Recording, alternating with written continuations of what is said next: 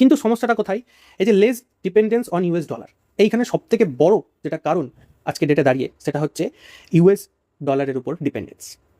আমরা পাস্ট থেকে যদি কিছু শিক্ষা নিই তাহলে আমরা দেখতে পাবো যে রাশিয়া ইউক্রেনে যখন যুদ্ধ হলো, মানে টোটাল আমেরিকার হাতে যত রকমের ক্ষমতা ছিল সব রকমের স্যাংশন কিন্তু আমেরিকা রাশিয়ার উপর চালিয়ে দিল।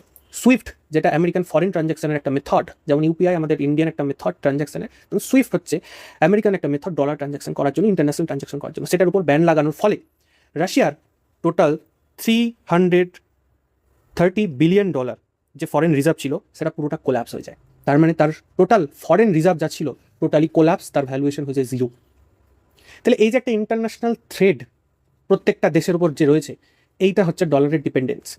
আজকে ভারতের প্রায় $700 বিলিয়ন ফরেন রিজার্ভ রয়েছে। এরকম প্রত্যেকটা দেশের নিজস্ব ফরেন রিজার্ভ রয়েছে, এবং most of the 80% of countries তাদের ম্যাক্সিমাম ফরেন রিজার্ভ ডলারেই রাখে। তাহলে এখানে ইউএস কি করে? ইউএস তার ডমিনেন্স বজায় রাখার জন্য গোটা ওয়ার্ল্ডে ডলারটাকে অ্যাজ এ ওয়েপন ইউজ করে, অস্ত্র হিসেবে ইউজ করে। যেখানে আমেরিকার অ্যালায়েন্স রয়েছে তাদের এগেন্সটে কিছু বলা যাবে না।